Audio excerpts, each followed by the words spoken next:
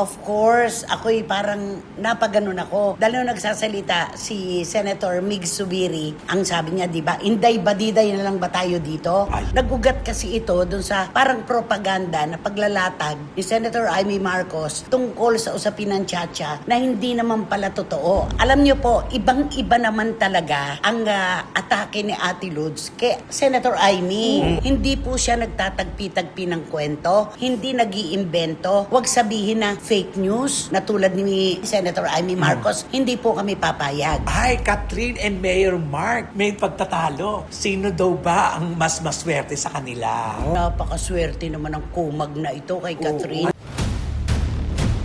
Ang mainit na chika!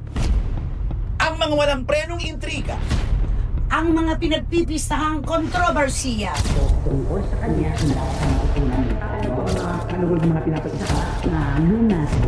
tutok na dito lang sa Showbiz Now! Yay!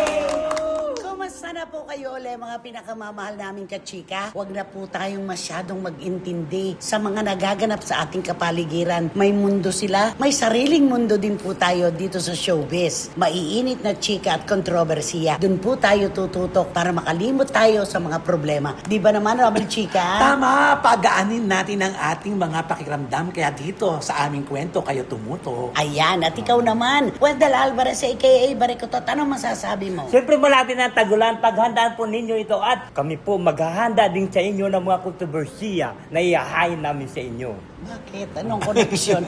Ano yung connection ng sinabi mo? Sana man lang, pauulanan din namin kayo. Ganon. O, take 3. Siyempre malapit na ang tagulan, kaya paulanan namin kayo ng mga kontrobersiya at iyahain namin to sa inyo. O, sige na, okay na yun. Nako, basta, ang mahalaga, magkukwentuhan po tayo, magpapalitan tayo ng mga opinion at kuro-kuro. Yun po ang iikutan ng inyong programa at aming programa. Ito po ang Showbiz Now! Alam mo, itong unang paksa natin, nanonood ako noon. Ay, dinagulat ka. Gulat ko talaga dahil nabanggit si Ate Lods. Of course, ako'y parang napaganon ako. Dahil nung nagsasalita si Senator Mig Zubiri, parang nagugat kasi ito dun sa parang propaganda na paglalatag ni Senator Amy Marcos tungkol sa usapin ng Chacha na hindi naman pala totoo ayon sa mga binanggit na pangalan. At sabi niya, di ba, inday badiday na lang ba tayo dito? Siguro ang ibig niyang sabihin doon, ano ba, puro chismis na lang ba tayo dito dahil wala ngang hawak na Resibo. resibo. Wala namang umaamin at saka hearsay lang, ganon. Natural, si Icy Mendoza bilang apo naman ng Queen of Intrigues talaga ay nagsalita. Ang sabi niya, matagal nang wala ang lola ko. Parang sana naman wag nang idamay sa mga ganito. At nag-apologize kaagad si Senator Mig Zubiri. Ang sabi niya, I'm sincerely sorry to the family. Slip of the tongue po yon in the middle of a heated debate. And I take full responsibility because I should have been more careful with my words. Naalala ko tuloy yung careful. Totoo. Ganon. Ngayon, dahil nagkapatawaran na po, naghingian na sila ng paumanhin, babalik po tayo ngayon, may balik tanaw tayo tungkol sa tunay na Queen of Intrigues po, si Ate Lods, Inday Badiday, Lourdes Carbajal. Alam niyo po, ibang-iba naman talaga ang atake ni Ate Lods kay Senator Amy. Si Ate Lods nag-i-interview. Diba? May sit-down interview na at kung meron siyang issue na nabalitaan, pinasasagot niya ang magkabilang panig para parehas. Para marinig natin kung ano ang kwento ng bawat isa. Totoo yun. Hindi po siya nagtatagpi-tagpi ng kwento, hindi nag-iimbento, hindi pa po uso ang marites noon pero hindi po marites sa kahit anong anggulo si Ate Lods. Ganun yun. Oo, kaya naman, kasi nung si Senator Amy, lahat ng mga sinabi ni Senator Amy ay parang mga narinig. Tinutulan. Sinabi. Tinutulan. Oo. Na wala namang ganun. Ang sabi nga ni dating SP Tito Soto, hindi namin pinag-uusapan ng Chacha. Dapat karakter ang pag-usapan. Kasi ito Character si, change. Kasi ito si Senator Amy, kasi pagka magsiya, puro may daw, puro may raw. Yun ang palaging ginagamit niya. Kaya sino mo maniniwala sa kanya? Kaya nga, napilitan tuloy, nasabi tuloy ni Senator Zubiri na, ano ba, inday ba diday na lang ba tayo dito? Pero alam mo, positibo para sa akin yung pagkabanggit sa pangalan ni Ate Lods. Alam mo, ito ay isang buhay na patotoo kahit matagal nang pumanaw si Ate Lods. Yung recognition. Ayun. Yung oo. recognition ng lahat na siya talaga yung Queen of Intrigues. Alam niyo po, mga kachika, lahat po ng mga reporters na nagkaroon po ng puwang sa mundo ng telebisyon at ang nagbablog ngayon, lahat po ay galing sa pakpak ni Ate Lods. Ako'y isa na po doon. Kami po ay mga panelist lamang sa See-Through, sa Nothing But The Truth. Pero ang Local Lobo Productions po ay sumugal para sa amin.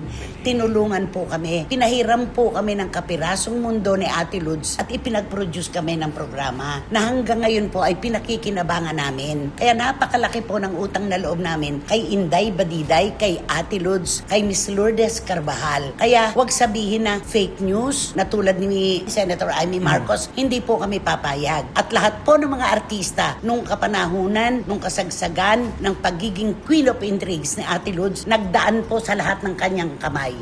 Lahat magbanggit ka na lahat ng mga artista. Ano nga ang sabi? Nakapag-guest ka na sa Nothing But The Truth, sa Eye to Eye, sa See-Through, made ka na.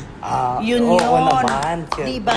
Oo. Kaya wag pong bigyan ng comparison. Napakalayo po. Nag-i-interview po si Ate Lods at kinukuha po niya ang magkabilang panig. Hindi po siya naggagawa-gawa ng anumang kwento na parang propaganda, na wala namang katiyakan, walang resibo, pero ilalatag niya sa publiko. Napakalayo niya kay Senator Jaime. Ay siya nga, di ba, yung mga human interest niya ng mga topic, di ba? Pinapapuntahan niya talaga yung saan lugar, katulad yung mga lalaki na bubuntis, pinapuntahan niya talaga yung kung totoo yun. Sumasama kami doon. Oo. Yung ipinaglihi sa manok, Yan, yung mga ganon. oo. Yung isda na nakagagamot, ng may sakit. Lahat po yun. Nasaksihan ko po yun naming mga reporters na kinandili ni Ate Lods. Kaya masukal sa kalooban ko na ikumpara si Ate Lods kay Senator Amy Marcos. Napakalayo po. Hindi gumagawa-gawa ng kwento lang si Ate Lods at palalabasin na parang ito yung totoo. Siya po kapag ka nagbitiw ng kwento, may resibo. Yan ang pinaka-importante. Yun yun. Kay Senator Amy, ano masasabi mo? Ay nako, si Senator, may puro lang siya kasi Hearsay. hindi, tsaka puro lang siya, anong tawag ba doon, yung pagka magsalita siya, wala siyang pinakita na ito po, ganito, ganon, sinasabi ako, mayroong mangyayari, mayroon daw no election, tapos mayroon daw na tayo na ano. Meron pa siyang isang Oo. araw. Oo. Nagkita-kita sa ganito. O, kinontra ka ng lahat ng mga binanggit mong pangalan. At galit talaga si Senator Zubiri noon. Kasi sabi niya, there's no truth to that. This is fake news. Ayun. Kasi nga, wala naman resibo. Wala nga, Nagkita-kita lang yung mga senador, ipapalabasin na pinag-uusapan daw ang tsa-tsa. Oo. Di ba? Nakakaloka. Hanggang sa nasabi na nga na, inday badiday na lang ba tayo dito? Ganon. Kasi nga, yung kay Senator Amy, chismis. Walang Oo, resibo. wala. Si Ate Lods may resibo ang lahat ng kanyang sinasabi. At kapag may nagreklamo, inilalatag din niya yung panig. Oo, kaya dalawang panig yung marinig. Oo, totoo yun. At napaka-gentleman naman ni Senator Zubiri Ay, oo. para manghingi ng paumanin sa buong pamilya. At si Icy Mendoza, naiintindihan ko si Icy, apo siya. Pero napakaganda anak nung nangyaring ito. Recognition yan, yung legacy ng lola mo, buhay na buhay pa rin kahit na ilang taon na siyang wala dito sa mundo ng showbiz. Yun. Can you please talk to Senator Amy Marcos? Senator Amy Marcos, will you please... Manang. Manang, will you please, before you see about the issue, will you please say the proof so that the people will know about whatever Show you proof. You show the proof. Ayun. Ayan. At ikaw naman, At syempre, kay Senator, maiiwasan na siguro nila yung mga ganyan. ay dahil sinabi Oo. naman niya Oo. Dahil daw doon sa heated debate. Oo. So, yun lang naman di ba? Kasi pag gano'n naman, di ba, mga masasako. Spare of the moment. Yes. So, Oo, dapat, ganun lang yun. galing. Pero naman si Icy talaga, syempre, Oh, apology Icy. Ikaw na accepted. talaga, kapatid. Sabi niya, maraming salamat. Buti nga si Dalian, hindi naglitanya tungkol dito. hindi nagsalita. Pinaano niya. Kasi, ano, Kayang-kaya na ni Icy. Oo, kayang-kaya. Diba? wala namang masama sa sinabi, kundi, syempre siya, Queen of Intrigues, di ba?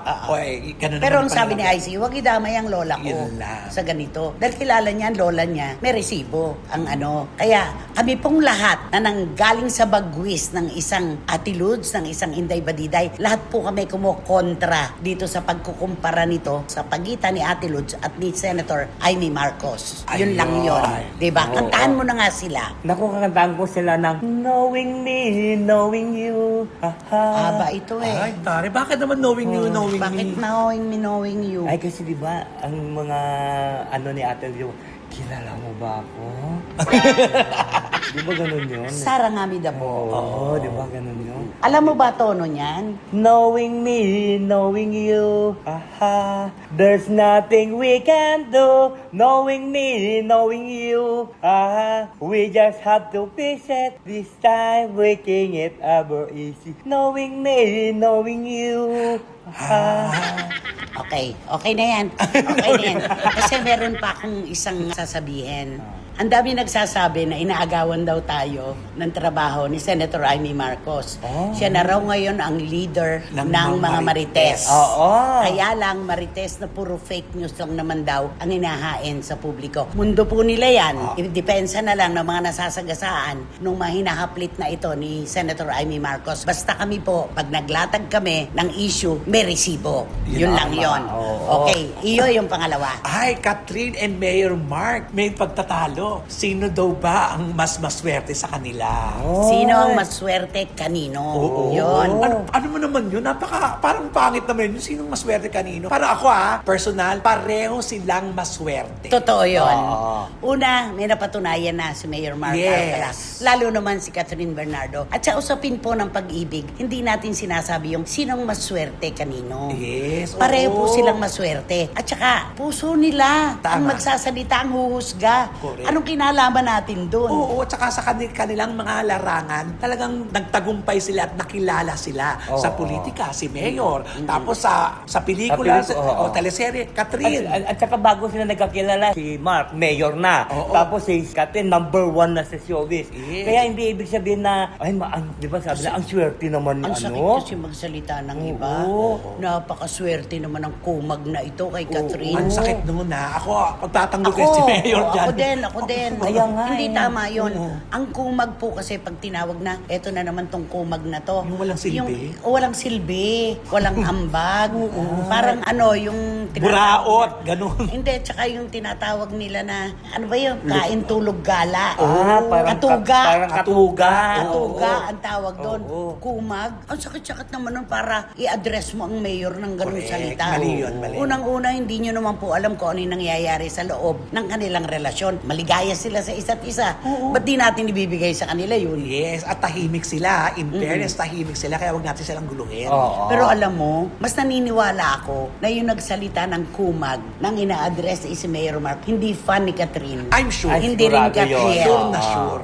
Ito yung mga tao na walang kinalaman, papabibo. Nagpapakontroversial lang yun.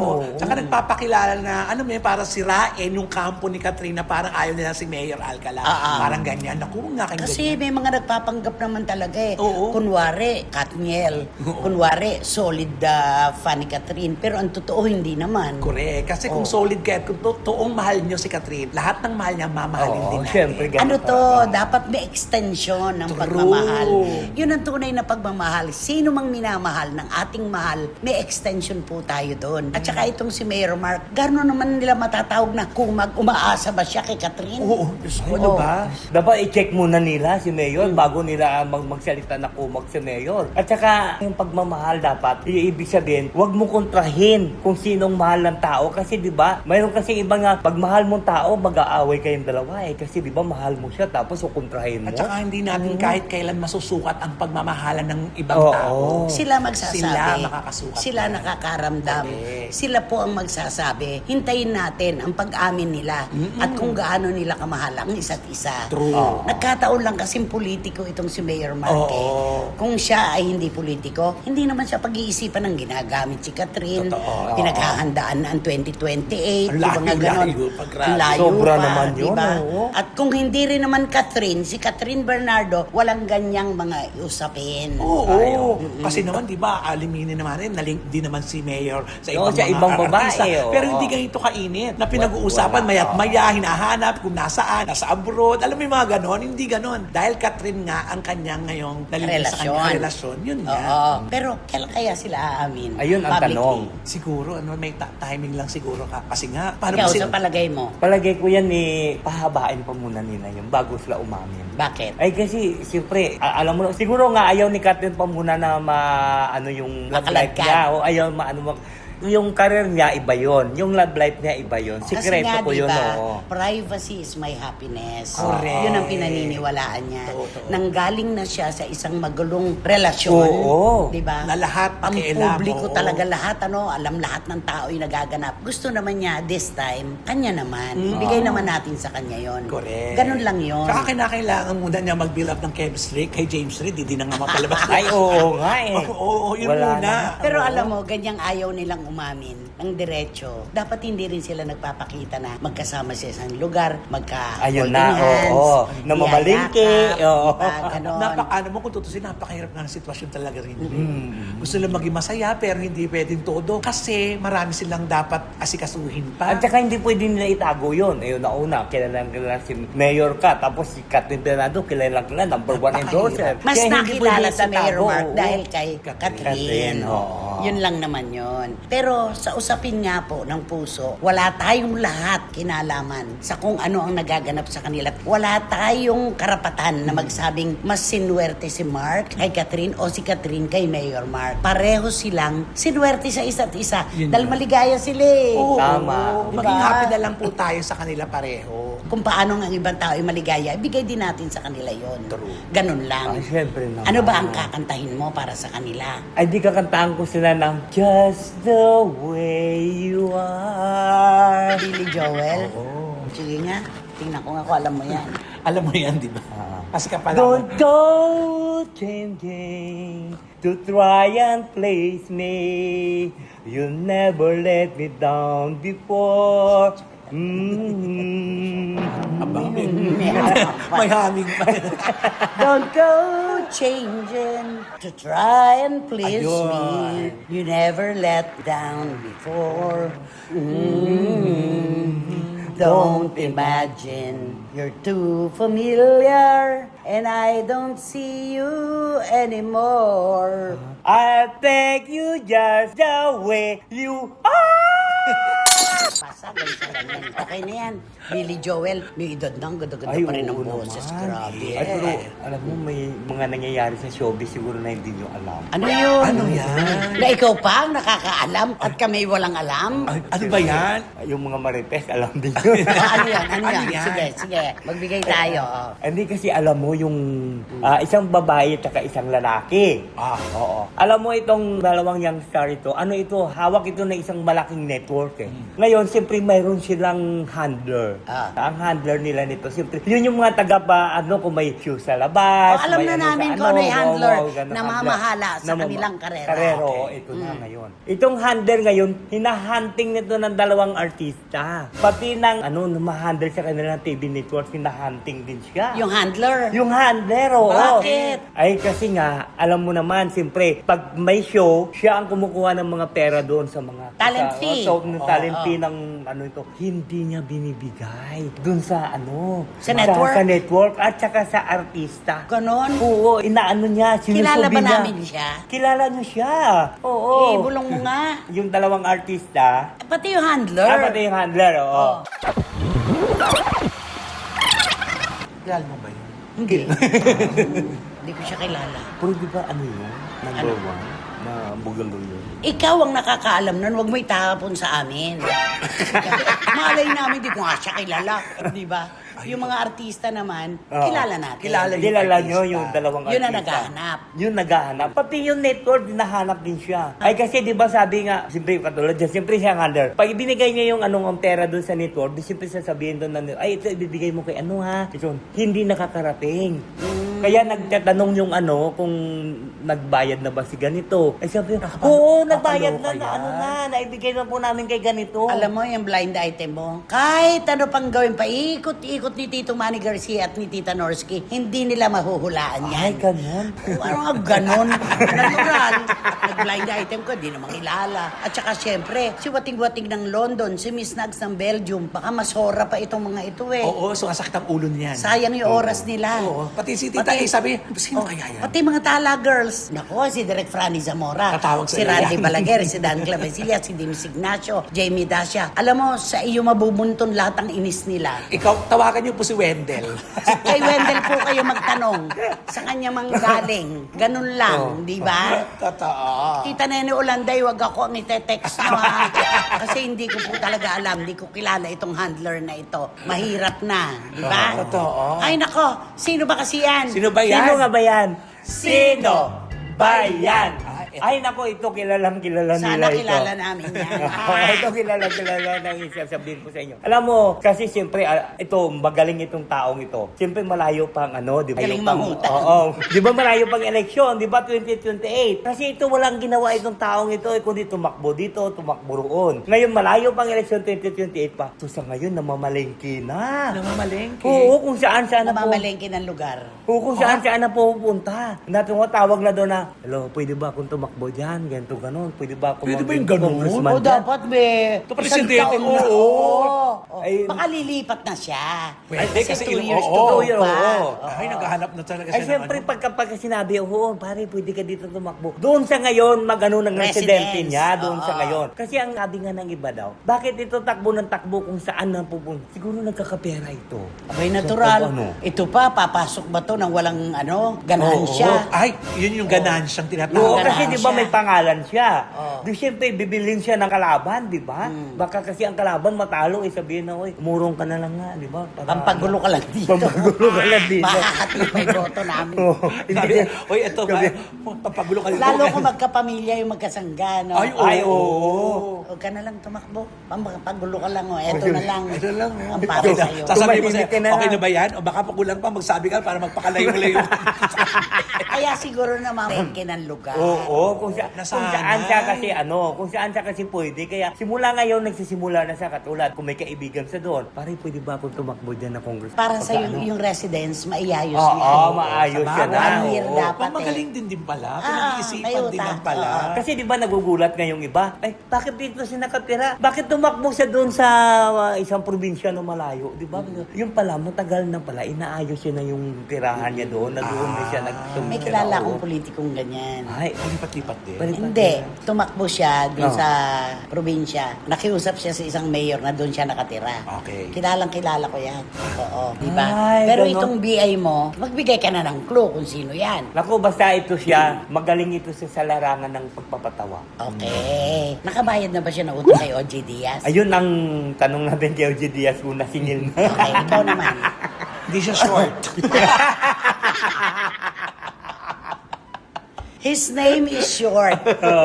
Pero ang konotasyon ay very long. Yan. Alam mo, talagang no? Mautak. Mautak. Sweetie. Hindi naman. Hindi naman sweetie. Yung sweetie parang timawa. Ay, ganun ba yun?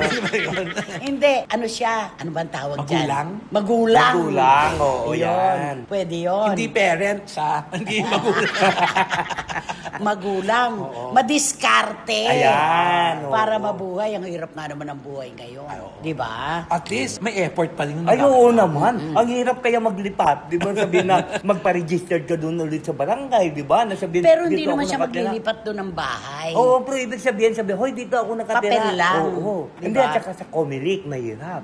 Kasi mag-change ka ng address. Oo, address. address. Oo. pupunta ka sa Comelec para mag-change ka ng address. Kaya, tama, no? 2026 pa lang ngayon. 2 taon nga, tinatrabaho niya na yun. O, ang Para dali-dali namang magparehistro sa Comelec. Kung sa bagay, Di ba? oo nga. Mas mahirap ang araw na...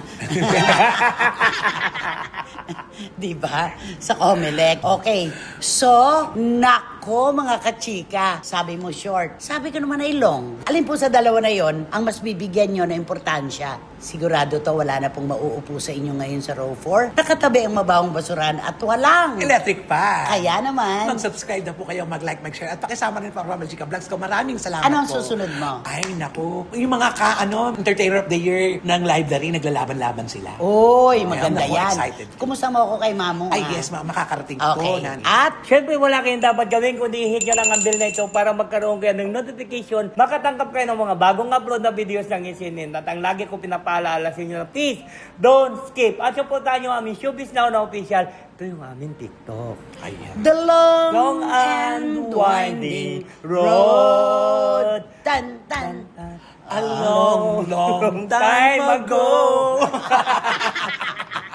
Ang daming kanta para sa kanya. Ay nako, very long din po ang pasasalamat namin. At talaga pong sobrang kami po'y natutuwa sa oras na ibinibigay nyo sa amin kahit pa kailangan nyo. Suporta, tiwala at pagmamahal. Ano pa po ba ang sasabihin namin? Very long na po yon.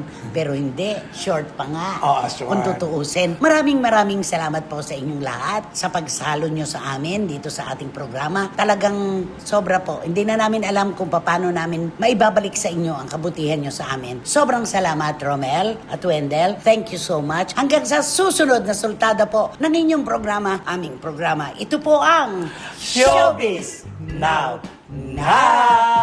Alalalalong, alalalalong, long. Ayun. Ang mainit na chika! Ang mga walang prenong intriga. ang mga pinagpipistahang kontrobersiya. Tungkol sa kanya,